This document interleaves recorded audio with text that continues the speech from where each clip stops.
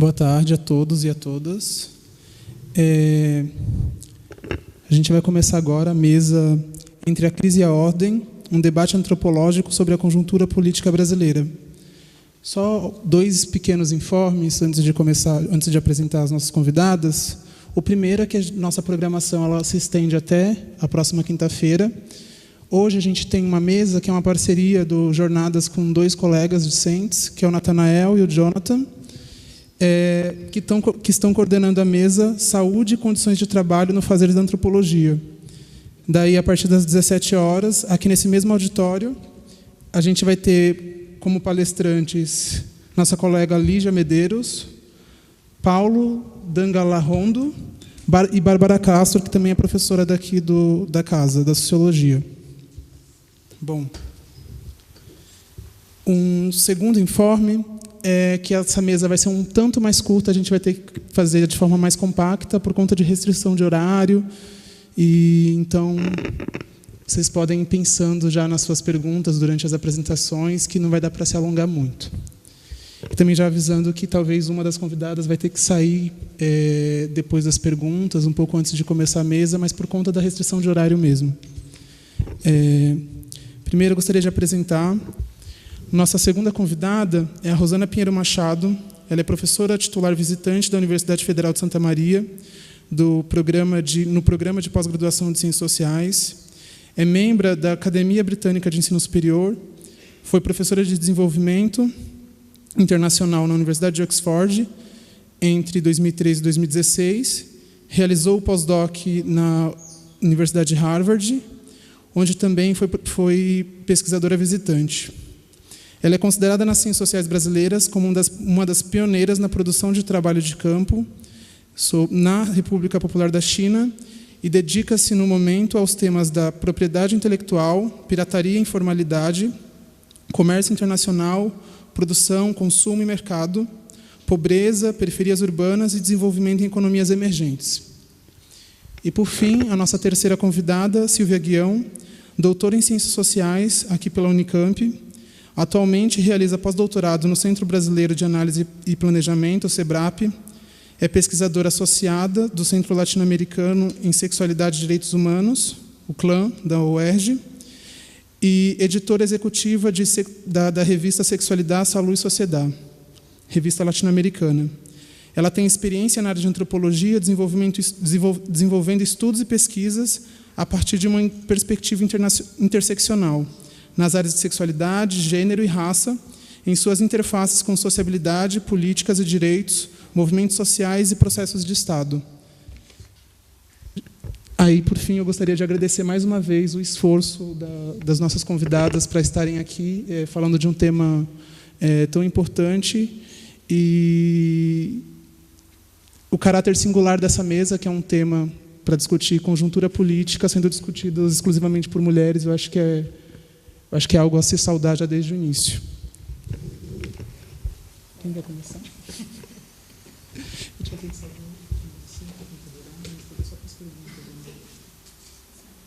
Então vamos começar pela Rosana, e a gente vai repetir mais ou menos o mesmo formato também na resposta, e a gente vai fazer as respostas juntos com as considerações finais.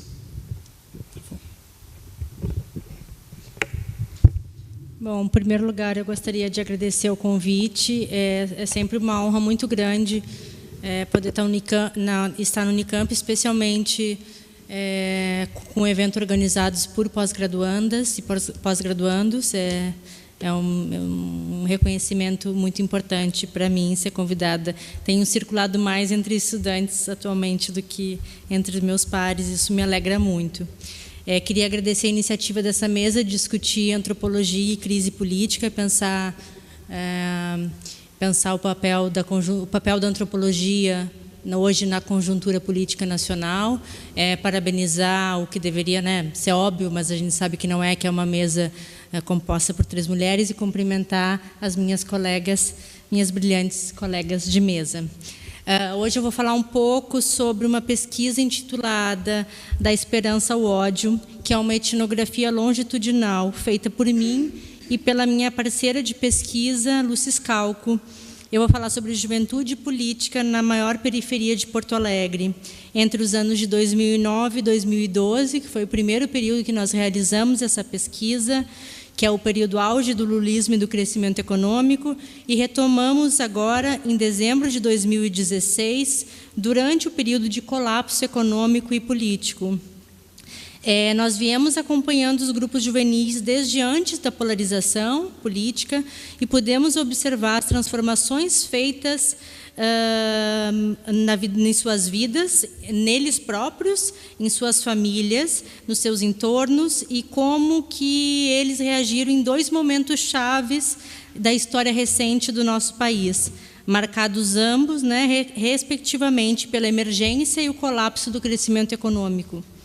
Essas fases do desenvolvimento nacional afetam não apenas as condições materiais de existência, mas, igualmente, no sentido, numa antropologia da pessoa moral, o self individual, no sentido de apadurar a capacidade de aspirar e as formas de fazer política e compreender o mundo. Então, apesar do nome ser Esperança e o Ódio, é muito mais para vender o livro, o título, do que necessariamente ser uma fase de esperança e de ódio, não são categorias totalizantes na perspectiva adotada no nosso trabalho. São antitendências que nos ajudam a pensar como a subjetividade política é moldada em tempos diferenciados. Com isso a gente quer dizer, havia ódio na esperança e parece haver esperança no que estamos chamando de ódio. Essa sutileza, na verdade, é central no nosso argumento antropológico que queremos traçar. E aí, fazer análise de conjuntura desde o ponto de vista antropológico não é uma das tarefas mais simples, a gente sabe, ou das mais bem-vindas no debate público. As coisas se tornam menos fáceis quando estamos em campo, é difícil se manifestar em momento quando estamos em campo, com a sua multifocalidade, lidando com sujeitos contraditórios que mudam, graças a Deus mudam, ainda bem, ao longo do tempo. Isso especialmente quando a gente vê em perspectiva longitudinal e está acompanhando os mesmos jovens. Desde o campo também não é simples, não que seja difícil, mas é um tanto complexo falar para os meios de comunicação que tem difícil método de extrair uma manchete que venda, com toda razão, eles estão no papel deles, interessante, uma manchete interessante de sujeitos como nós, sujeitos um pouco estranhos, que sempre diz que não é bem assim, ou é um pouco mais complexo que isso. Eu começo com essa observação porque hoje eu e a Lúcia a gente se vê numa situação muito semelhante à que nós nos vimos em 2014, quando os rolezinhos se tornaram um fenômeno nacional, tentando responder à grande mídia, justamente logo após junho de 2013, justamente após 2013 que os rolezinhos explodiram, que era aquele ano que ninguém tinha entendido nada, Afinal, as pessoas nos perguntavam, os rolezinhos são políticos ou não? E a gente sempre respondia para a imprensa, são e não são. E aí é bem interessante porque o ponto que nós identificávamos ali na nossa resposta, e que isso vai acabar no que eu vou vir a falar sobre os jovens que apoiam o Bolsonaro, é que a gente dizia sim e não porque era um lazer investido de política, mas de raiva, contestação, cuja pulsão política poderia tranquilamente pender para qualquer lado. A gente já terminava um artigo em 2014 falando dessa ambiguidade desses jovens, que havia uma certa pulsão para a insurgência que a gente percebia, mas que era muito ambíguo, como diz o Guy Standing, que ela poderia pender para ambos os lados, porque era um processo contraditório por excelência, tanto de inserção no mercado capitalista, quanto dar-se conta de que aquele mercado não era feito para certas pessoas. E aí é bem interessante porque a mídia, isso é a grande anedota do nosso trabalho, a gente falou sim e não, é político e não é político, a gente diz não é político, os jovens só querem se divertir, e por outro lado a gente dizia, mas toda essa diversão é um ato político. E aí toda a mídia da esquerda, toda a mídia da direita, botou na manchete, a antropóloga diz, os jovens só querem se divertir. Aí toda a mídia da esquerda disse, eu tenho até um slide que mostra isso, todas as manchetes, a antropóloga diz, é a revolução, é a luta de classes. Então, hoje, retomando um pouco a pesquisa sobre juventude e política, com os mesmos jovens, alguns deles dos mesmos lugares, especialmente a jovens que apoiam o Bolsonaro, nós nos vemos em um momento muito semelhante a 2014, tendo que ponderar que esses jovens não possuem uma identidade encapsulada do fascista que a rede social aprisionou, que ele possui identificações muito contraditórias. Esse tipo de intervenção que a antropologia pode oferecer no debate público pode não ser tão apelativa no debate, mas é urgente e essencial, especialmente para o processo democrático e em tempos de ampla violência da polarização. Então, assim, um pouco qual é o papel, né, da antropologia nesse cenário que a gente vive hoje? É justamente não oferecer respostas populistas, simples, né, de repetir a ideia do discurso de ódio. Claro que existe o ódio, a gente vai falar sobre isso, mas é também fazer aquela antropologia que é um pouco entediante, que é ir todo dia em um lugar, sentar no meio do fio da calçada, conversar com as pessoas, ir para casa com a sensação de que não aconteceu nada, e daqui a um pouco a gente vê que a vida, né, a política, ela nasce desse cotidiano, que não é um cotidiano necessariamente muito glamouroso. Então, a gente está falando de Porto Alegre, porque Porto Alegre não apenas porque eu sou de lá, como vocês já viram pelo meu sotaque, mas Porto Alegre tem algumas coisas bem interessantes para a gente pensar no cenário político e juventude. Porto Alegre é a cidade onde nasceu o orçamento participativo, onde sediou em 2005 o Fórum Social Mundial, e que meus colegas na Inglaterra diziam: você mora numa cidade de esquerda, a única cidade de esquerda do mundo. Eu dizia: mais ou menos. Mas era um pouco assim que as pessoas identificavam mundialmente Porto Alegre até muito pouco tempo atrás, uma cidade onde um outro mundo era possível. E em 15 anos, né, depois a gente vai ver um pouco esse deslocamento, a gente começa a fazer a pesquisa em 2009, que é o auge do lulismo, que já não é mais a cidade do orçamento participativo, já não é mais a cidade onde o PT está investindo em políticas públicas nessas políticas públicas não, perdão, onde o PT local está investindo no orçamento participativo em fóruns democráticos de participação popular. Vai ser um momento onde, né, se tem como o trabalho do André Singer e muitos outros comentam, um Estado mais gestor, impulsionando o desenvolvimento a partir do incentivo ao consumo. Então, a gente está estudando naquele momento consumo, o papel do consumo como inclusão social, sob um ponto de vista crítico, mas não só crítico, porque ele tinha um papel fundamental na subjetividade política das pessoas, não só do consumo, né? Então, era um momento em que as pessoas, não só o lulismo, né, que vai esvaziar um pouco esse espaço democrático das periferias, e que vai investir nesse Estado gestor, que é um Estado que passa diretamente pela política do Bolsa Família, que vai investir na inclusão financeira. Isso é uma política, é um incentivo de inclusão social, mas também muito mais individualizado. Isso vai ter algumas consequências no futuro. Mas a esse momento, toda a nossa publicação da época com esses jovens era mostrando a importância disso, de como entrar no consumo era um ato político por excelência num país de exclusão, num país onde consumir significava muito, e aí diversos movimentos vão mostrar isso, eu empregada doméstica, a comunidade nas redes sociais, diversas redes, diversos movimentos de pensar os grupos periféricos, especialmente mulheres negras, pensando, né, como falavam as nossas interlocutoras, eu visto e eu entro de cabeça erguida no shopping center. Isso não é pouca coisa, né? É todo um processo de transmutar invisibilidade e humildade que sempre caracterizaram uma determinada postura das classes populares e periféricas, e para um momento que é todo o nosso trabalho, mostrando como esses depoimentos eram investidos de um eu que hoje levanta a cabeça e que a gente chama muito em inglês em self-worth. É difícil, o orgulho, um certo orgulho que não é só individual, né? Um orgulho que ele é um orgulho de uma certa posição social.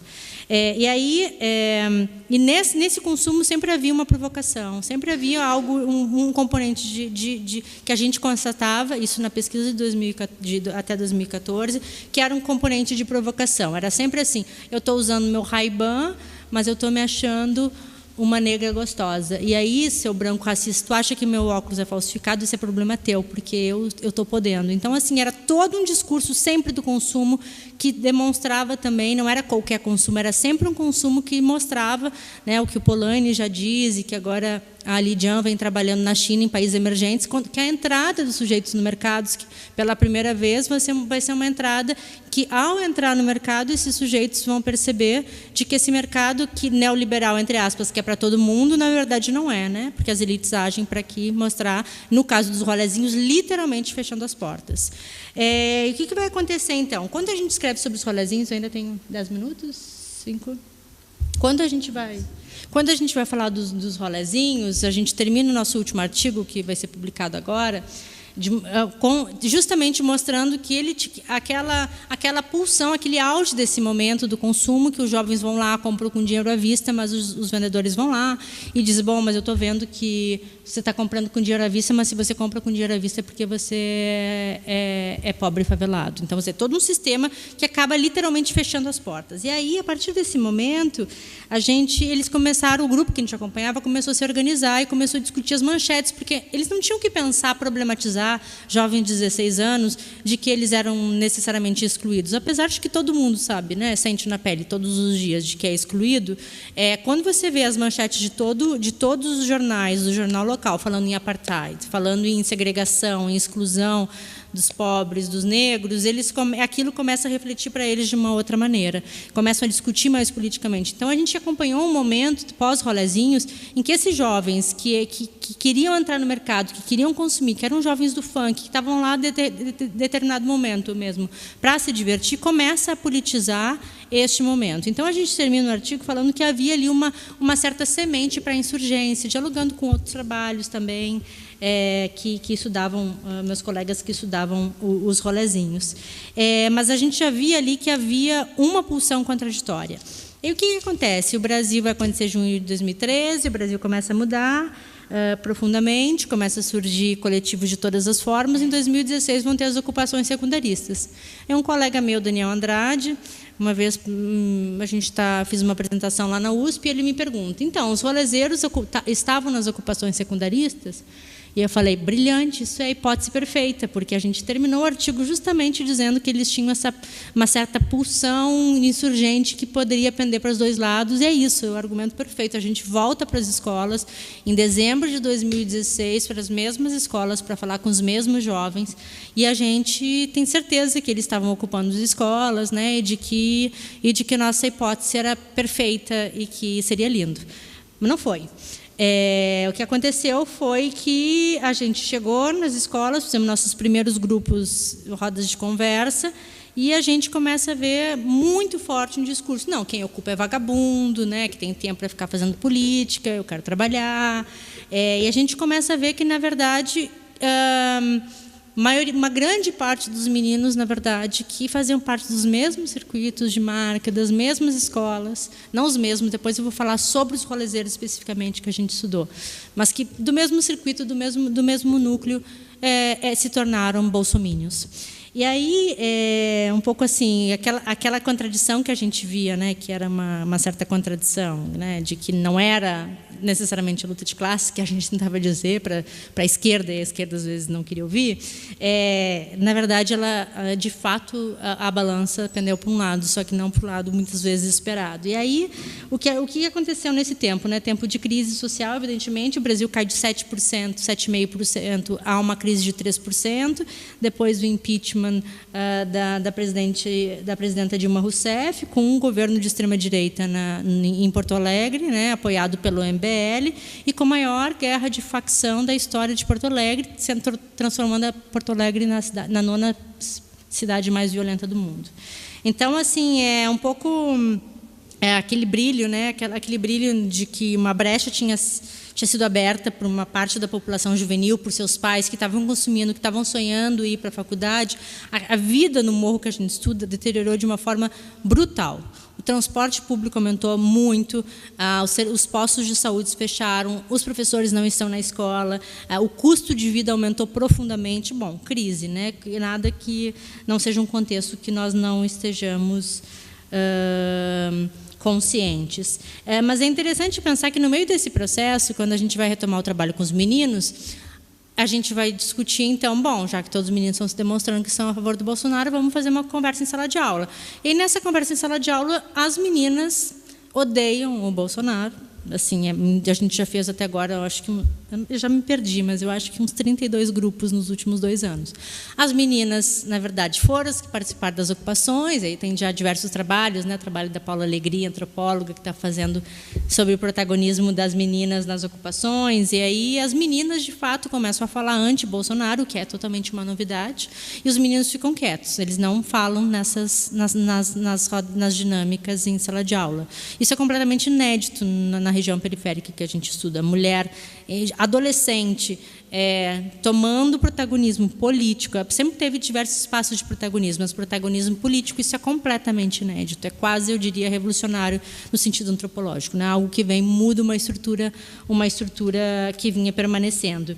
E aí, no meio desse processo, as meninas que a gente chamava de vedetes, eu estou escrevendo um artigo agora que chama A Vingança das Vedetes, porque elas eram as vedetes dos rolazeiros, né? As meninas nos rolezinhos sempre tinham um papel de seguir os bondes de marca. Então, assim, quanto mais um bonde, um menino tinha marcas, um funk ostentação, não necessariamente o bonde da Nike, o bonde da Adidas, as meninas iam atrás. E é muito interessante que hoje até os bondes não têm mais tanta importância, e as meninas hoje assumindo esse protagonismo político de articulação de coletivos, liderando coletivos, e com uma aversão muito grande à figura de Bolsonaro, e os meninos quietos.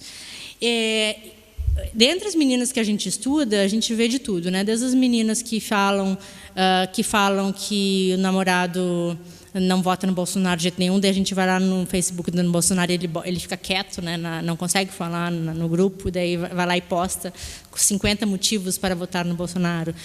Tem todo um movimento também que tem ocorrido de cisão entre meninas jovens e meninos jovens. Mas com os meninos, então, é claro que existe um backlash, é claro que os meninos, quando eles estão sozinhos, sem as meninas, eles conseguem falar, porque as meninas dominam no sentido positivo, elas se articulam de uma forma muito brilhante, né? E quando eles estão sozinhos, eles conseguem falar. E aí o assunto que sempre vem, né? Eu poderia dar muitos exemplos, mas todos os meninos que nós entrevistamos, todos são meninos que já perderam metade dos seus amigos ou mortos pela polícia. A morte pela polícia não é tão pesada em Porto Alegre como é em outros estados. As pessoas morrem mais dentro do próprio tráfico, né? Nas disputas do tráfico, mas também pela polícia. Então, assim, essa vida, assim, os meninos que dizem, né? Eles se sentem muito o discurso. Estou falando do discurso deles, né? Os muito jovens que tentam trabalhar e que tentam ter uma vida que, no fundo, vai ser uma vida que vai ganhar R$900, trabalhando, né, de Uber, trabalhando de vigilante, trabalhando de entregador de gás no motoboy. Esses meninos são os que votam, em grande medida, no Bolsonaro. Mas é bem interessante pontuar de que eles estão falando, né, de que, pela primeira vez, eu estou votando por amor, por esperança, um voto revolucionário, um voto de protesto. É a primeira vez que, no morro, o político sobe aqui não para prometer cargo, não em troca de alguma coisa, e não em troca de rancho, e não em troca como PSDB lá e dá R$70. É a primeira vez que as pessoas veem isso e acreditam, bom, deve ter alguma coisa aí que a gente quer participar. Então, eu tenho muito, essa é uma pesquisa que a gente já fez, eu tenho muitos dados sobre todos os temas pelos quais os meninos apoiam Bolsonaro, mas eu queria ressaltar muito principal antes a reação ante o avanço das meninas, político nas periferias, na periferia, pelo menos, de Porto Alegre, e também dentro desse aspecto de crise, que não é só um backlash, como dizem nos Estados Unidos que o voto Trump foi um backlash. Os Estados Unidos é outro contexto. O Brasil viveu uma queda de 10 pontos no crescimento. Não só caiu, parou de crescer, como decresceu 3 pontos, né? Que é uma queda brutal política a partir de um golpe institucional profundo, e que vai transformar a vida, né, das pessoas muito mais difícil que a gente possa comparar com o Brexit ou com Trump. As pessoas, todos os nossos interlocutores já foram assaltados com arma na cabeça. Recentemente, semana passada, perdeu o melhor amigo porque o cara não tinha nada para dar e levou um tiro nas costas, do nada. Isso é comum em Porto Alegre, isso é a nossa rotina. Por outro lado, tem quase que a gente chamou, né, numa entrevista do El País, que a gente chama quase um grito de socorro mesmo, né? Mas é bem importante me pontuar, por isso que a gente tem entrevistado eleitores do Bolsonaro de todas as idades. Quando os jovens passam de 22 anos, que já é uma certa vida adulta para jovens de periferias, porque já são pais, já estão trabalhando de motorista de Uber agora, etc., eles já têm aquele discurso que a mídia que a mídia rotula, né? Mas antes disso, quando ainda são adolescentes, são jovens extremamente reflexivos, são jovens que são contra toda forma de radicalismo do Bolsonaro, que não apoiam o discurso dele em relação a Maria do Rosário, que não querem a volta de uma ditadura militar, mas que pensam que, bom, é o único candidato que aparece na nossa vida aqui nas redes sociais. São dois dos nossos interlocutores que a gente mais acompanha são puramente contra o golpe, acho que isso é uma vergonha para o cenário internacional, e sempre a questão, claro, em segurança pública, quando se trata de Porto Alegre, é muito central. Mas tem muitas outras razões que a gente pode pensar, a relação de mito e marca, de juvenil, a questão da corrupção, mas não pega, a questão da corrupção não é tão importante para adolescentes quanto é para os seus pais. O que eu queria mencionar, para terminar, é que é muito importante a pesquisa longitudinal.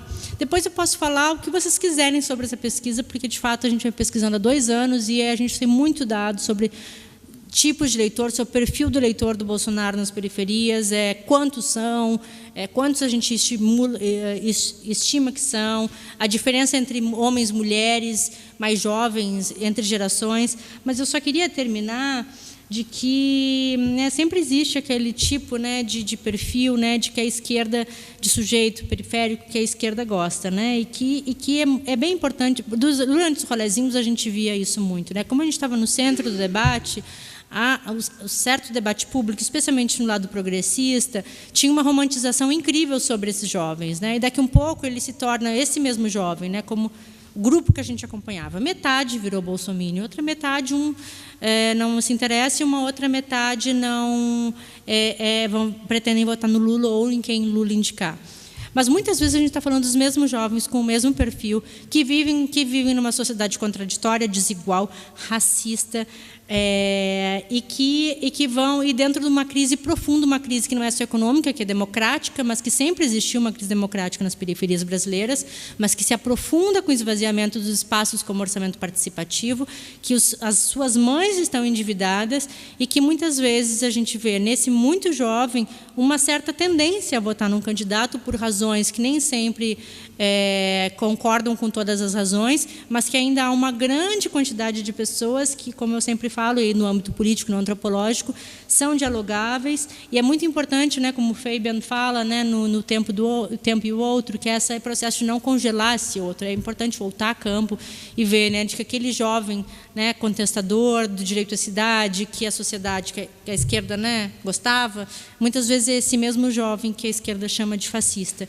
Então, é importante mencionar essas questões. Hoje, no debate público, eu acredito que essa seja a contribuição da antropologia para o debate público, que é dizer que essas pessoas são complexas, contraditórias e ambíguas, e que o tempo, como que a crise, os momentos de abundância, os momentos de colapso, afetam essa capacidade de sonhar dos sujeitos que hoje está muito machucada, que hoje está muito desacreditada. Esse momento de esperança se retrai, de alguma maneira. O Bolsonaro aparece quase como uma solução salvadora. Eu acho que é isso, meu tempo já acabou. Depois eu posso falar com mais detalhes sobre a pesquisa com os jovens que votam no Bolsonaro e com as meninas também que não votam. Muito obrigada.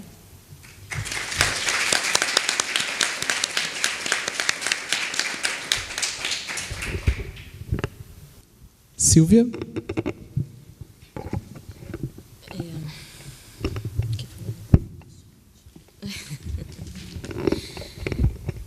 Boa tarde. Eu vou começar agradecendo, claro, mas de verdade, o convite. Eu topei essa conversa aqui hoje porque, de fato, era um convite irrecusável pelos motivos que as colegas de mesa já falaram, um evento de organização decente nessa conjuntura. Então, muito obrigada e parabéns pela organização. É realmente uma honra estar aqui. Bom, mas eu passei um tempo um pouco paralisada, sem ter a menor ideia do que falar, num debate sobre conjuntura, nesse momento de crise profunda, pessoal e coletiva. Enfim, Mas aí eu comecei a pensar que a maior parte da minha formação profissional, intelectual e das pesquisas que eu venho trabalhando ou participando, né, ao longo da graduação, mestrado, doutorado e pós-doutorado, com diferentes enfoques, foram feitas entre os anos de 2003 a 2015. Né? Então, esses anos de profundas transformações no plano político institucional, no que tange a questões relacionadas a gênero, sexualidade, raça, política, direitos e sistemas com os quais eu venho trabalhando. E, obviamente, esses foram anos, para mim, não só de formação profissional, intelectual, mas também de constituição pessoal e política. E eu acredito que não só por uma inclinação particular, mas por conta dos modos como esse campo político-acadêmico historicamente se constitui, né, em torno desses temas. Eu acho que, bom, depois de ouvir, né, a Rosana e a Juliana, eu acho que tem alguns pontos de conexão possíveis. Eu não sei se o que eu vou falar vai fazer sentido concisamente, mas acho que tem alguns elementos para pensar a conjuntura. Os processos que eu percorri ao longo dessas pesquisas que eu estive envolvida têm como pano de fundo as dinâmicas de participação social como método de governo e um contexto que ampliou, né, como a Rosana mencionou, expectativas e possibilidades de conexão de demandas e experiências por distintos sujeitos na cena pública. E se a partir de 2016, né, grande parte dessa arquitetura institucional que eu vim acompanhando vem sendo desmontada, eu quero acreditar, ou preciso acreditar, que a gente também está vivendo um momento crítico de reorganização do campo político, que é assustador, e a gente ainda não consegue avaliar exatamente quais serão os desdobramentos, mas a gente vive também, sobretudo, um momento de reorganização e renovação de subjetividades políticas, né, um pouco do que a Rosana falou também, e aí que eu tenho tentado ancorar alguma esperança ainda. Então, assumindo a minha incapacidade de elaborar qualquer coisa mais concisa e objetiva sobre a conjuntura atual, eu vou tentar falar um pouco dessa história recente, desses percursos de pesquisa, né, nesse contexto dos 3 governos consecutivos do PT, ainda que esse contexto precise ser compreendido também levando em conta embriões deixados pelos governos anteriores, especialmente no campo dos direitos humanos.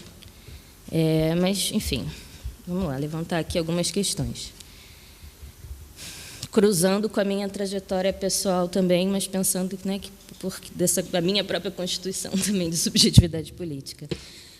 Nos primeiros debates sobre implantação de cotas na graduação na UERJ, eu estava naquele momento na passagem, estávamos, né, eu e Juliana, entre graduação e mestrado, né, ali era 2003, 2004. A discussão sobre raça e relações raciais tornou-se recorrente, mas ainda não muito em sala de aula, pelo contrário, ainda bem pouco em sala de aula, mas certamente nos corredores, nas mesas de bar. Naquele momento, eu estava fazendo uma pesquisa de campo numa favela do Rio, para pensar representações sobre gênero, homossexualidade, raça e mestiçagem.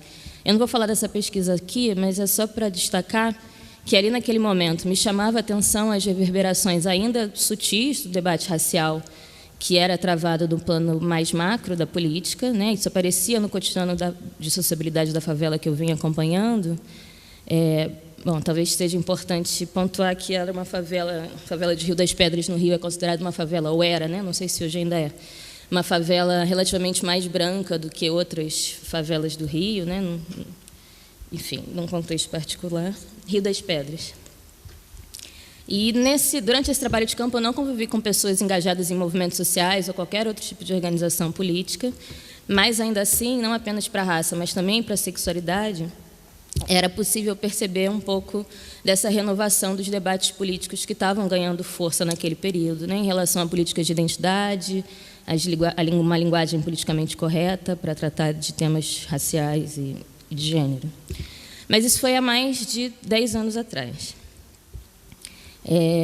Eu acho que lá, nessa minha dissertação, ficou impresso certo retrato interpretativo daquele contexto e época, mas certamente hoje, tanto essas experiências que eu compartilhei durante a pesquisa, quanto as interpretações que eu elaborei, ganhariam outro tom e provavelmente sentido. A gente lembra que no início da implantação de ações afirmativas de viés racial no Brasil, algumas críticas muito preocupadas alertavam para o perigo da inscrição legal da discriminação racial, ainda que de forma positiva, que isso poderia ter consequências que não deveriam ser subestimadas, etc. e tal. E eu acho que nesse ponto estavam certos. Mais de uma década depois, a gente sabe que a ampliação do acesso ao ensino superior para pobres, pretos e pardos, de fato, vem causando uma transformação indelével de imaginários e campos de possibilidade, formas de estar no mundo, mas, sobretudo, também na universidade. E eu acho que isso também é parte do que compõe essa renovação de subjetividades políticas. Eu vou tentar retomar esse ponto ali mais para frente. Mas, ainda pensando ainda lá atrás, nessa virada dos anos 2000, seria conveniente, mas não é possível aqui pelo tempo, chamar a atenção para um contexto mais amplo,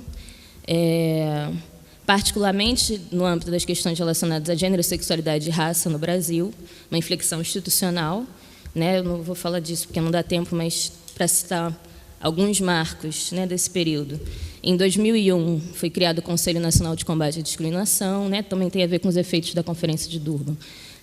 A participação brasileira na Conferência de Durban, especificamente, também. Em 2002, lançada uma nova versão do PNDH, também o Programa Nacional de Ações Afirmativas, do mesmo ano.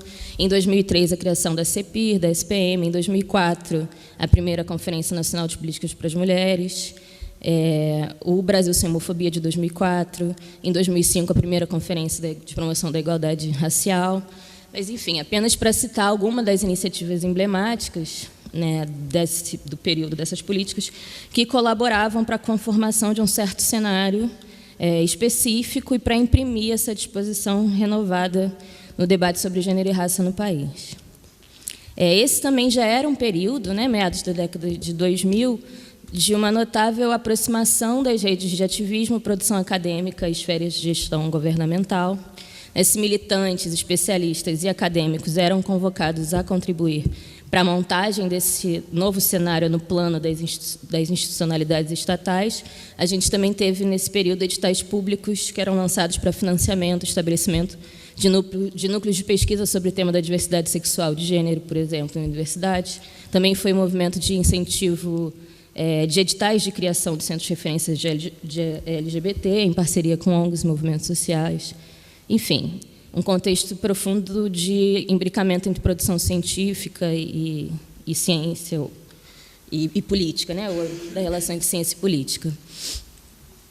Num outro sentido também, começava a se ampliar a difusão dessa perspectiva que a gente convencionou chamar de interseccional, e aí eu lembrei aqui, trouxe que especificamente a publicação de um dossiê da Revista de Estudos Feministas, em 2002, sobre a Conferência de Durban, tem lá um conjunto de artigos que destaca em detalhes a participação da delegação brasileira na conferência, em especial de mulheres negras, e seu impacto não só na agenda do movimento social, mas nas reflexões desenvolvidas a respeito da interseção entre raça e gênero, e apontam naquele momento para as novas tendências e para os novos atores que ampliavam a definição de racismo e a importância de, durante a Conferência de Durban, terem sido incorporadas questões de gênero a discussões diversas, como globalização, pobreza, migração, enfim.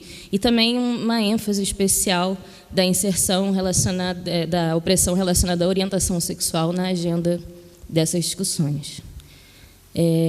A gente também sabe que esse período, no Brasil, no início dos anos 2000, as provocações de Judith Butler e os chamados estudos queer estão chegando com mais força, e também começam a aparecer, não por simples coincidência, as primeiras tensões em torno da relação. Há uma certa crítica e desconstrução das identidades produzidas por esse campo teórico-político e, ao mesmo tempo, é justamente esse momento que, através do reforço das políticas de identidade, uma série de coletividades ou minorias começam a ter uma maior possibilidade de acesso a direitos. Mas, voltando para a pesquisa, um pouco mais para frente, mais ou menos em 2007, 2008, observando essa nova cena que perfazia o início da afirmação de uma população LGBT, eu comecei a me interessar por compreender os novos significados e arranjos relacionados a gênero e sexualidade que apareciam na esteira dessas transformações e os processos políticos que engendravam a assunção e reconhecimento desse novo, entre aspas, sujeitos de direito. Então, foi em torno dessas questões que eu elaborei um projeto para vir para o doutorado aqui na Unicamp. Eu comecei a pesquisa em 2008, após participar dos processos gerados pela convocação da primeira Conferência Nacional LGBT.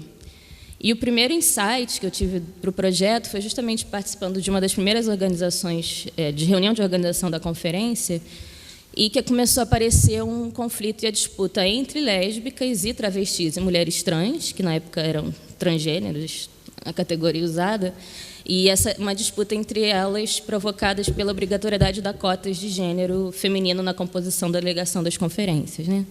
No estilo bem farinha pouca, meu primeiro. Então, né, naquele momento, né, algo como que a gente chama hoje de população, no sentido Foucaultiano, LGBT ou LGBTI, mais recentemente, ainda soava muito estranho, né, para muitos ouvidos, entendidos ou não.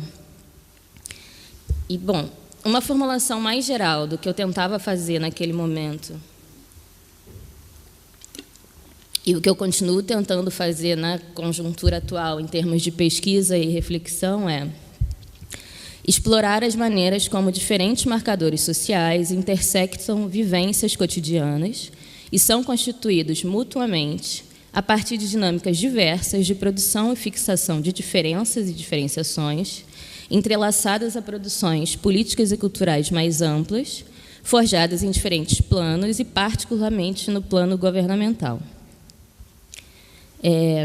Esse investimento na análise de processos de criação e recriação de modos de fazer do Estado-governo indaga como certos direitos corporificam certas identidades e vice-versa, e quais os formatos da administração que são acionados para gerir determinados sujeitos ou populações.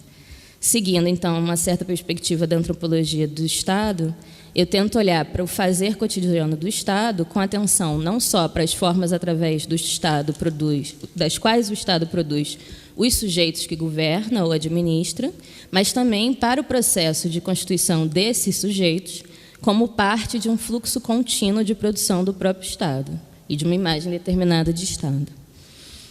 Então, o que eu vou fazer aqui é tentar destacar alguns pontos dessa pesquisa do doutorado, que eu fiz acompanhando essa conformação de uma política LGBT, que tem, obviamente, particularidades, mas que eu acredito que tem vários pontos em comum também com o que se passa com outros movimentos e campos de atuação política relacionada a sujeitos ou grupos tidos como mais vulneráveis. Um primeiro ponto, que eu mencionei rapidamente, é a relação mutuamente, que eu já mencionei, né, rapidamente, é a relação mutuamente produtiva e dependente entre movimentos sociais e ativismo, a produção acadêmica e as políticas de governo. O que eu tentei trabalhar um pouco na tese foi que esses termos não funcionam, muitas vezes, como categorias nas quais a gente enquadre de maneira simples os atores e atoras desse campo, né, que, a miúde, circulam e são forjadas nessas diferentes instâncias. No entanto, são categorias úteis para compreender e problematizar as relações estabelecidas entre esses domínios e como eles próprios se constituem ou se constituem uns aos outros. O segundo ponto é o terreno um pouco ardiloso das políticas de identidade. Outro ponto, esse ponto eu trabalhei na tese um pouco através da etnografia dos documentos, como planos e programas de governo, como as diferentes versões do Programa Nacional de Direitos Humanos, por exemplo. Eu chamei lá de incorporação progressiva de sujeitos e direitos, sempre aludindo a retórica de um modelo de Estado da ação democrático, que preza a diversidade, que se quer sempre construir ou consolidar. E, de outra parte, com relação às identidades também, o que é muito marcante é o contínuo e inesgotável esforço em apontar o recorte das chamadas especificidades. Durante os anos de trabalho de campo, eu acompanhei o surgimento e o reforço de iniciativas nesse sentido, né? Acompanhei, por exemplo, encontros de LGBT moradores de favela, LGBT moradores de periferia, a formação de redes de negros e negras LGBT, ou de surdos LGBT, ou articulações específicas localizadas, né? Como redes de travestis e transexuais negras da região sudeste, ou da região sul, enfim. Aqui tem, obviamente, as inevitáveis disputas internas relacionadas à marcação dessas especificidades e também disputas por espaço nesse campo político, mas eu não vou falar disso aqui. Mas eu acho importante, e acho que nunca é demais lembrar a dimensão relacional desses processos, que indica que a inclusão, a atribuição de determinado estatuto a algo ou a alguém implicará sempre nos atos correlatos de exclusão ou deslegitimação. Então, essa dinâmica de processos de formação de Estado implicam a produção e delimitação de quem são os seus cidadãos e, corretamente, daqueles que não são adequados ou desejáveis para uma determinada projeção ou ideia de Estado com a qual se está operando. As disputas em torno da conceituação de família, né? Eu ia pular essa parte, mas eu acho que só para mencionar um pouco, porque conversa com o que a Juliana apresentou, né? Eu tratei na tese a família como uma espécie de artefato articulador de diferentes moralidades, né? Que seria evocada com tanta expressividade agora, mais recentemente, como a Juliana apresentou, né? Lá eu analisei audiências e notas taquigráficas de audiências públicas de propostas em voga naquele momento, com muitos atores coincidentes também com o que a Juliana trouxe nesse debate. Na época, as principais discussões eram sobre casamento civil, um projeto de criminalização da homofobia e o Estatuto da Família, né, que eu acho que está tramitando até hoje, está tramitando desde 2007. Então, pensar essas discussões como artefato de articulação de diferentes valorações morais, né, que aparecem mobilizando particularmente, né, essa disputa de significado em torno da noção de família e afetividade, e o que aparecia muitas vezes também em argumentos de morais e religiosos disfarçados de tecnicalidades jurídicas, né, aparece muito no debate sobre aborto também. De outra parte, né, o contraponto moral do outro lado nessa cena foi o surgimento das mães de LGBT como estratégia de contraposição também, mas posso falar depois disso. O quarto ponto aí é a grande cena da participação social, né? Como eu já falei, pano de fundo desses processos. Era uma espécie de slogan da Secretaria-Geral da Presidência naquela época, né? Que já parece tão longe, e que tem várias implicações, mas eu resolvi apontar só um aqui hoje, tentando um pouco, né, voltar nessa argumentação da produção de novas subjetividades políticas, que é uma dimensão pedagógica dessas dinâmicas de participação social. Os espaços de participação social, sejam conselhos, conferências, mesas de negociação, etc., além de fomentar a discussão sobre o tema em questão, seja lá qual for, reverberam os efeitos de ocupar um espaço específico, tornar-se um representante legitimado. Há também um ganho de expertise de quem está circulando nesses espaços, né, em como se comportar, como falar, como argumentar, como fazer silêncio, né, durante as exposições, ou solicitar a palavra, ou forçar a palavra em momentos que pareçam estratégicos, né, especialmente para essa frequência de circulação por Brasília, né, conhecer, né, a capital, ter acesso a parlamentares diretamente, enfim. Tem toda uma certa pedagogia também que é direcionada aos parlamentares nesses espaços, que é interessante, né? As intervenções da sociedade civil nesses espaços não apenas fazem denúncias e demandas, mas também ensinam termos e vocabulários corretos, né? Produzem um certo vocabulário comum, compartilhado, comunicam ações, circulam informações em nível nacional, de estados e municípios, enfim. O ponto que eu queria destacar é que esse ciclo encerrado em 2016, né, foi de anos de muito aprendizado e adequação também da atuação política ativista a determinados modos de fazer das institucionalidades de Estado e governo.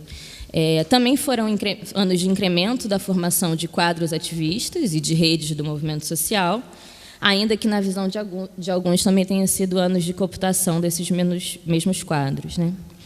Atualmente, eu estou olhando para políticas de promoção da igualdade de gênero e raça, com recorte também de 2003 a 2015, né, pegando os 3 governos do PT, e eu tento refletir sobre a coprodução e reprodução de sentidos que a transversalidade de gênero e raça e a perspectiva interseccional adquirem, né, no desenho das políticas públicas, e eu também continuo perseguindo as dinâmicas de fabricação de sujeitos e direitos enquanto, né, parte do fluxo contínuo de fabricação do Estado.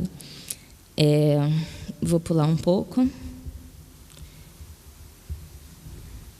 Bom, a tentativa ambiciosa vem sendo de tentar conjugar a compreensão de quais concepções a respeito de reconhecimento de diferenças e promoção de igualdade de direitos informam e, ao mesmo tempo, são produzidas por ações, planos, programas de governo, a reflexão, né, conjugar isso à reflexão a respeito de como certa arena da produção acadêmica vem trabalhando esses temas de modo a conjugar a reflexão teórica e engajamentos políticos diversos.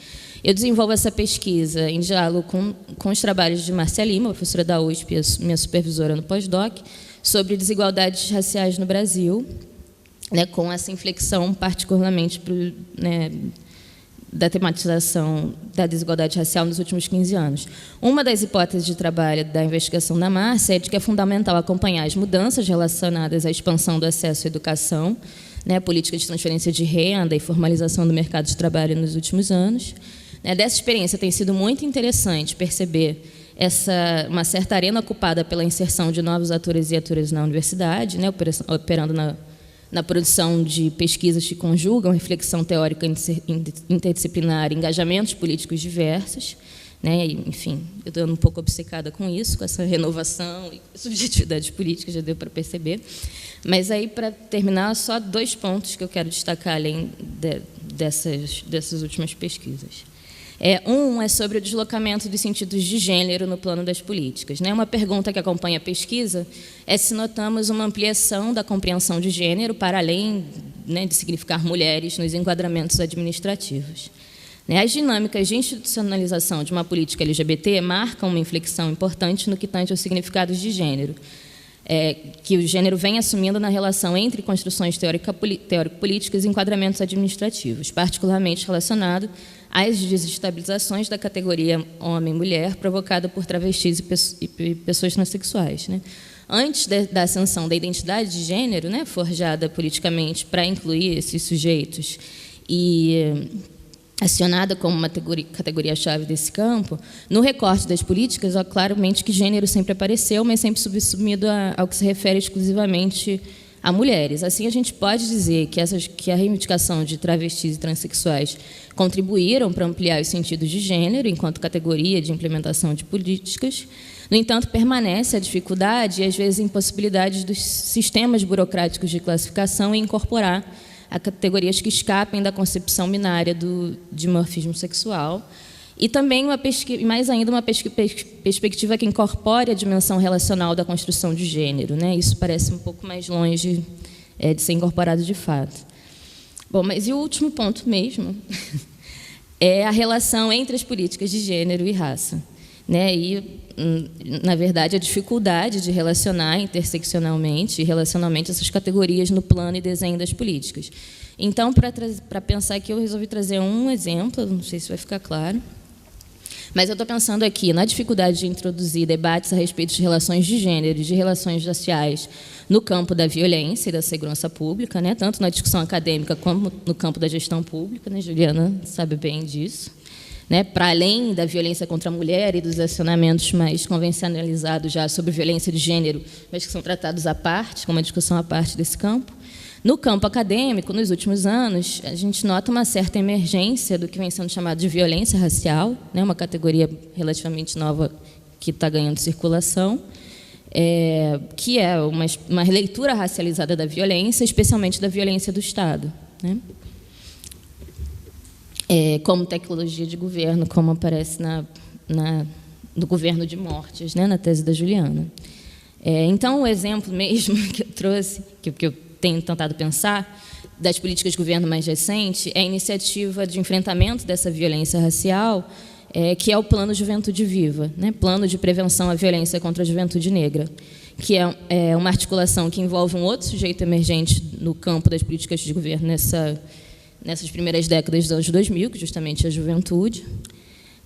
O plano foi lançado em setembro de 2002 e foi criado, estou citando, para combater as causas e criar condições de superação para esse fenômeno que seria, a morte de jovens negros.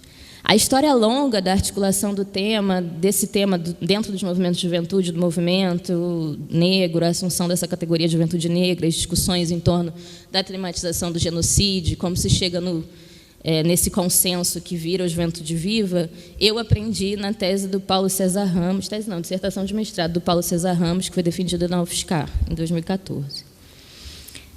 Mas, enfim, se os dados que embasam justificam a criação do Plano de Juventude Viva funcionam bem para a leitura de sexo, destacando que a maioria das mortes é de jovens do sexo masculino, eles são opacos justamente quanto às relações de gênero que permeiam tais dinâmicas, seja no que diz respeito à reprodução de determinadas masculinidades e feminilidades em contexto de violência ou de produção da violência, seja em relação às mulheres que habitam os círculos de relações desses jovens, mas não só. Por exemplo, as mães e familiares de vítimas, mas não só, como a Juliana apresentou também. E mesmo com a relação a diferentes formas de violência contra a mulher ou de gênero que também estão nesses territórios. O tempo já acabou, então eu vou encerrar abruptamente pulando algumas coisas e repetindo, na verdade, o que eu disse no início. Eu estou querendo acreditar que a crise é uma oportunidade de reorganização.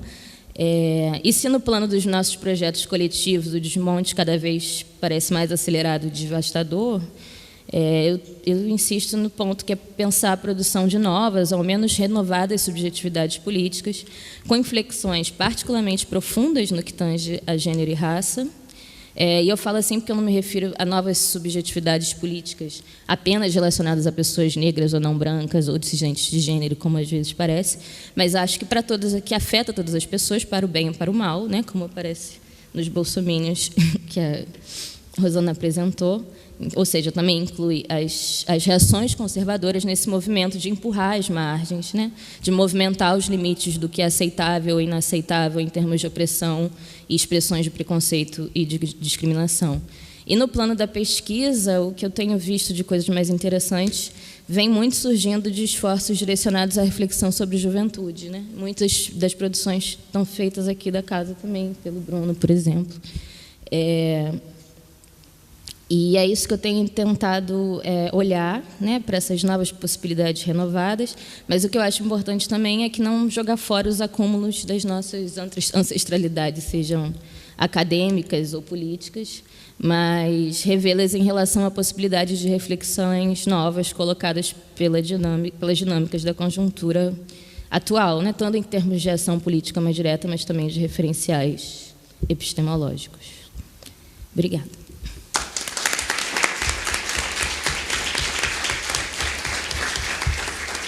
Eu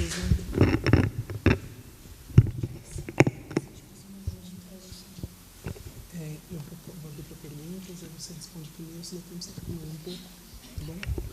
Pessoal, agora é o momento das perguntas. Eu só vou pedir para não se alongar muito, porque a gente está com uma limitação de horário. Sim, a Rosana vai responder primeiro e já vai fazer junto com a consideração final. A nossa colega Ana vai passar o microfone. Só peço para falar o nome.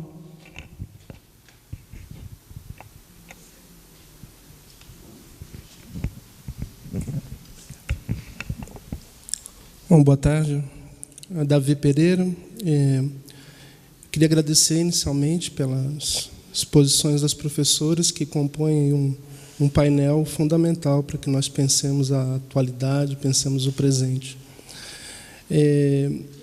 De alguma forma, foram mobilizadas ferramentas da Caixa Foucaultiana e eu gostaria de pensar um pouquinho com os professores. De um lado, a ideia do processo, que vocês enfrentaram em relação ao tornar-se sujeito e, ao mesmo tempo, ser assujeitado. A expressão capacidade de sonhar me parece fundamental nesse processo. De outro, a questão das tecnologias governamentais, pensarmos um pouco se não seriam também dispositivos, né, os discursos, as manchetes e as várias formas de silenciamentos. E, enfim, propor que, de alguma forma, vocês pudessem voltar à ideia de crise, pensando que crise, segundo a leitura do próprio Foucault, no curso 79, é um dos elementos fundamentais do liberalismo e do neoliberalismo, né? Crise é intrínseca ao próprio processo de acumulação e ao capitalismo. Obrigado. Também queria agradecer, gostei muito da mesa. Enfim, eu tenho uma pergunta bem pontual e é uma para cada uma, assim, para ouvir vocês mais, na verdade. Rosana, eu sempre fico impressionada, eu acho que você tem uma qualidade e que eu queria destacar é o quanto você articula aquilo que você está fazendo com todo o contexto nacional. Assim, você tem uma capacidade de atenção ao presente que é realmente impressionante, né? E daí aquilo que está acontecendo ali com os meninos nas periferias, você associa à crise do transporte, posto de saúde, né? Então é muito realmente impressionante. Eu só queria entender melhor uma coisa, que é a ideia das meninas, né? E desse protagonismo das meninas. E você toma isso como algo inédito, né? Mas eu não sei, eu fiquei pensando da literatura de antropologia urbana e da literatura de periferias, sei lá, aqueles primeiros trabalhos, mesmo da Ruth Cardoso, da Teresa Caldeira, da Cláudia Fonseca, já falavam desse protagonismo das mulheres nas periferias e no sentido da política que elas estavam fazendo nesses espaços, né? Então, o que você acha que mudou dessa geração? O que você acha que aconteceu com essas meninas que ficaram apagadas, né? E que agora estão tendo novas vozes? Não sei, queria pensar um pouco em termos geracionais, mas é isso, né? Um pouco da literatura de antropologia já fala desse protagonismo das mulheres na política, nas periferias e, enfim, queria te ouvir mais nessa direção. E a coisa também, só um comentário na sua coisa da temporalidade, né, que é muito genial, assim, levar a sério a ideia de que eles são jovens, né? Eu lembrei que no anexo do Sociedade de Esquina, o Foote White fala a mesma coisa, né? Ele deu o livro do Sociedade de Esquina para os meninos lerem. E aí o próprio Doc fala para ele: é muito legal que você escreveu, mas você esqueceu que a gente era jovem e que a gente mudou um bocado desde então, né? Você podia ter dito isso melhor no texto. Então, acho que é uma coisa mesmo impressionante da gente marcar. E, Silvia, na verdade, eu ia te fazer uma pergunta, mas acho que no final da sua fala você já me esclareceu, mas mesmo assim eu queria colocar publicamente, né? Porque eu também tenho interesses muito parecidos com o seu, né, sobre a produção de novos sujeitos de direito. E aí, como a gente está no campo do direito, a gente fica olhando para esses sujeitos, né? Mas a verdade é que, ao mesmo tempo que estavam aparecendo esses sujeitos, os outros também estavam, né? Aqueles que se opunham, né? No meu campo, por exemplo, estava tendo redução de danos e tinha muito fomento para a comunidade terapêutica, mesmo no interior do governo, né? Então, eu queria saber, assim, da sua pesquisa, né? Ao mesmo tempo que estavam tendo essas conferências, que estavam tendo toda essa pedagogia, estava acontecendo uma série de outras coisas do outro lado também, né? E como isso ficou tensionado, nos casos que você observou, se observou claramente essa tensão ou não foi foco da sua atenção, mas eu queria te ouvir nessa direção. Obrigada pelas questões. Eu vou fazer só um comentário sobre a questão Foucaultiana, porque eu não consegui desenvolver nenhuma discussão teórica aqui, que fiquei um pouco numa certa ansiedade de conseguir mostrar os dois momentos da pesquisa e queria mais ou menos comparar o período de abundância, né, de brilho, que se falava muito em brilho, em ascensão, mobilidade, para esse momento que as pessoas são, de alguma maneira, muito impactadas pela crise.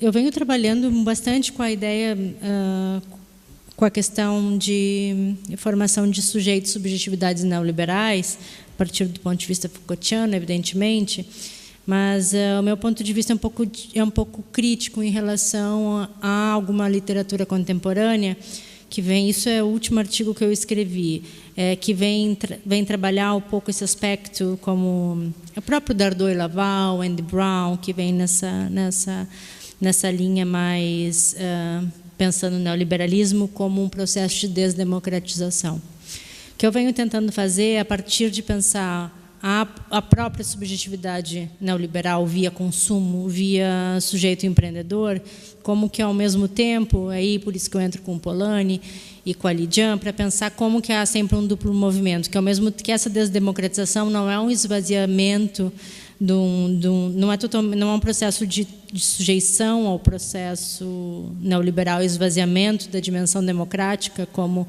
alguns autores colocam, mas também uma possibilidade de exercer uma outra forma de política, evidentemente mais focada no âmbito individual, menos no sentido democrático e coletivo, mas ainda assim não é um processo de despolitização.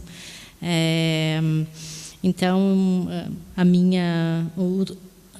a linha que a gente tem tentado seguir é um pouco por aí. A ideia de capacidade de sonhar não está claro que a gente pode fazer alguns vínculos com Foucault, mas vem trabalhando mais na linha do Appadurai, que pode ser inclusive a linha do próprio Gilberto Velho. A gente não precisa nem ir tão longe, né? Com a ideia de campo de possibilidade, como é que as pessoas conseguem sonhar o mundo a partir de uma trajetória individual e a partir um pouco estrutura sujeito, né? Como que consegue pensar um futuro a partir do que o mundo e que as trajetórias individuais estão oferecendo, né? Um certo quebra-cabeça. E aquele momento era uma janela, eu não falo em janela de oportunidades, a gente tem trabalhado com a ideia de uma brecha. Foi uma brecha muito importante, mas foi uma brecha importante. Então, só esses dois aspectos, que quando eu falo em capacidade de sonhar, estou dialogando com outra teoria, que poderia ser dialogável, é claro, e com a questão Foucaultiana, mais a questão da subjetividade neoliberal, e contestando um pouco, é claro que existe um processo de desdemocratização do self individual, mas também é preciso olhar, e é por isso que a antropologia e a etnografia é tão importante, porque essas teorias filosóficas muitas vezes não acompanham os processos políticos de como a transformação política é dada no âmbito do sujeito e do self, né? E que existe essa política contestatória a partir da própria sujeição, a própria entrada do sujeito na lógica do mercado, a partir desse próprio desejo pelo mercado. Porque o mercado é contraditório, o neoliberalismo é contraditório, os sujeitos, né, ao participar da lógica, não tem como um sujeito não viver a contradição, e não tem como ser político, portanto. Para a Tânia, é sempre um prazer te ouvir. Eu fiquei pensando muito nessa questão. Essa questão das meninas é super nova, porque a gente estudava os rolezeiros. E aí, quando a gente começa a trabalhar agora e falar com os meninos que votam no Bolsonaro, eu não sei se eu consegui deixar claro, pessoal, porque também quando eu estava falando, estou abrindo um parênteses, mas eu acho que é bem importante deixar isso bem claro. Terminei minha fala com isso, mas quero ressaltar. Esses meninos são totalmente diferentes desse estereótipo, desse raivoso. São meninos que, né, uma geração pós-2013, pós-ocupações, que dialogam, que conversam, né? Também acho que, apesar de ser uma subjetividade política, a gente pode falar, que está se alinhando com um candidato conservador, também é fruto de um processo democrático que talvez seja diferente dos seus pais. Eu não sei como eles vão ser quando eles tiverem filhos, né? Quando eles entrarem para a vida profissional. Pode ser que embruteçam de alguma maneira, mas é uma geração completamente diferente. E também aí concordo, né, de que é uma geração que, se a gente não tiver esperança o que a gente pode ter hoje no Brasil é olhar, né? Porque as pessoas estão muito fixadas na emergência de uma certa nova direita, que não é tão nova, mas e na crise, e nas crises, e a gente, quando olha para as novas gerações, a gente vê um bocadão de esperança.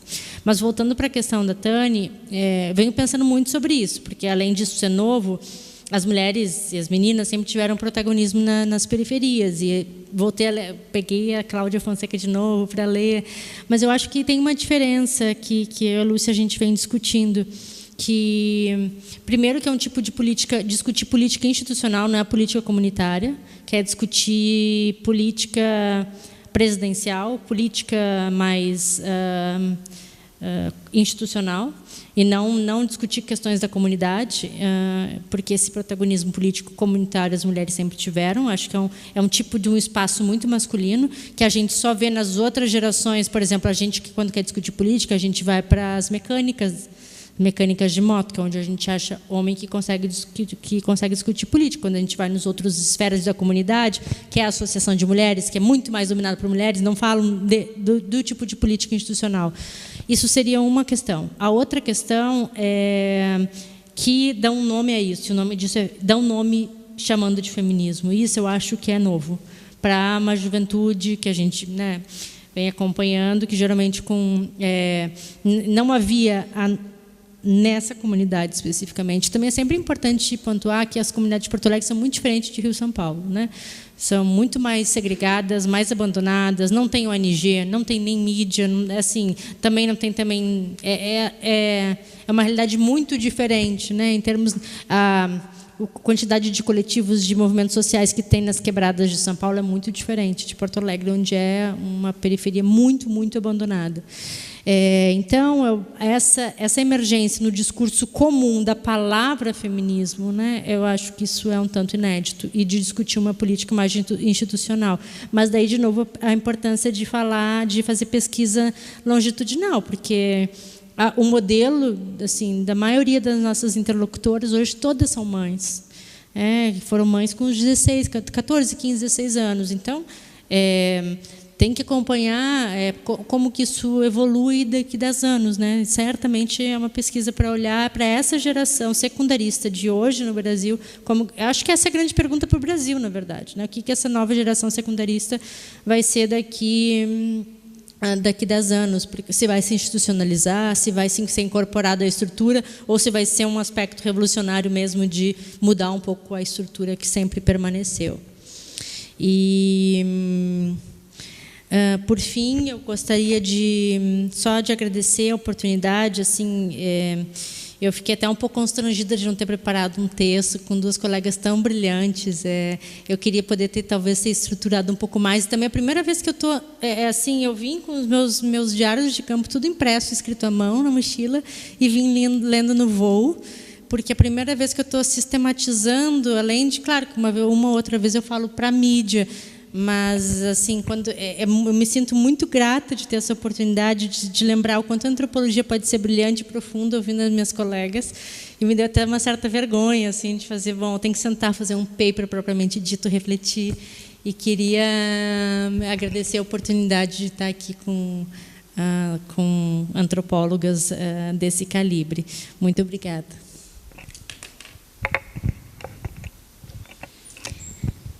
Qual é o seu nome? Mesmo? Davi. Só, enfim, pensar sobre a crise, de fato.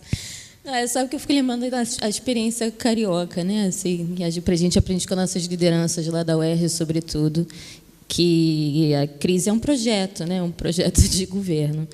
E eu acho que fala muito sobre que outras pessoas trabalham com isso, né? Adriana Viana, etc., que é um pouco pensar também a escassez e a falta como tecnologias de governo, né? O que apareceu no campo que eu fiz é um pouco também essa justificativa. Se as coisas não funcionam, é porque o orçamento não veio como tinha que vir, ou porque alguém não fez alguma coisa, ou se o que tivessem feito, tudo funcionaria. Enfim, também é uma tecnologia de desresponsabilização, né? Assim, o problema está sempre em algum outro lugar ou situação, mas se fizessem de fato como era para ser, tudo daria certo. Uma das críticas à participação social é essa, né, feita sobretudo pelos próprios movimentos, que é a participação social como uma grande cena para não fazer nada, né? Então a participação vira uma coisa, como é que se diz isso? Uma coisa que encerra a si mesma, né? O que é a participação social? É fazer a conferência, faz um monte de proposta, passa 2 anos, faz outra conferência, faz outro monte de proposta e nada acontece de verdade. Sobre o que a Taniele falou, né? cadê o outro lado? É isso que você falou, né? A gente presta atenção nos nossos sujeitos. Mas é claro que essa cena estava acontecendo, né? Eu acho que a gente não falou disso, né? Mas tem o dossiê, né? Quem tem medo dos antropólogos, que saiu na revista de antropologia, né? Em fórum organizado pela Regina, pela Lia Zanota, você também, Sérgio? Pelo professor Sérgio Carrara, que foi publicado na revista de antropologia esse ano. E eu acho que lá já tem uma sistematização de algumas pessoas. Acho que o texto da Flávia Biroli fala sobre isso, mas já tem outras produções que vêm sistematizando, né, as origens dessa crise conservadora, ideologia de gênero, escola sem partido, como as coisas estão circulando. Nesse momento, era a criação que eu acompanhei, era a criação da Frente LGBT, mas também a criação da Frente Parlamentar Evangélica e tal.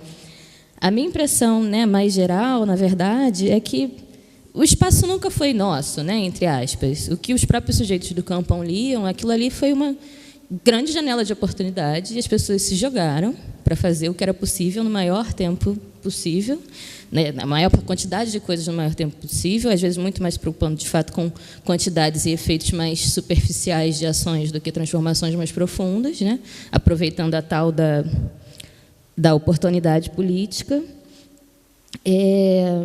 Ou a vontade política, na verdade, né, das pessoas que estavam naquele momento nas esferas de governo. Eu acho que tem também uma dimensão de coprodução, de relação de coprodução entre, né, no caso do meu canto, os LGBTs e os seus opositores, né, é isso, quando figuras como Malafaia, Magno Malta, mesmo Bolsonaro, eles não eram tão conhecidos na nossa bolha, né, eles se autopromovem com isso. Mas também as lideranças LGBT ou qualquer outra liderança da nossa bolha que se levanta para falar contra eles também está se autopromovendo, né? Também está se produzindo como uma nova liderança. Então, tem essa dinâmica meio perversa, mas é isso que acontece também, né? De uma produção mútua. Mas, mais do que isso, eu também acho que, bom, se efetivamente o que a gente conseguiu fazer é muito rapidamente desmontável, eu continuo acreditando no estabelecimento de um certo imaginário de possibilidades, né? Assim, quando eu estava na pesquisa lá em Rio das Pedras, em 2002, 2003, sei lá, eu tinha um cartaz do GGB, que eu coloquei na casa que eu fui morar lá, que era um cartaz que falava não sei o que lá, homofobia, o Batman e o Robin se abraçando. E as pessoas iam na minha casa e ficavam muito curiosas com aquilo e, invariavelmente, me perguntavam o que era homofobia. A gente não precisa mais explicar o que é homofobia, né? Assim, um vocabulário se estabeleceu. A disputa continua, mas não é, de fato, dizer que foi só... né, tem uma eficácia profunda. Acho que é isso. Muito obrigada, de novo, por estar aqui. Muito obrigada, né, Rosana, né, chamar isso aqui de paper estruturado e tal. E obrigada, Bruno. Gente...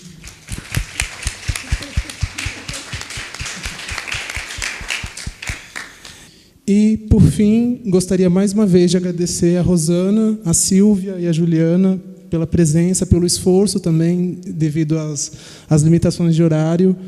E, em nome da organização, obrigado. E obrigado, gente, por ficar até o final.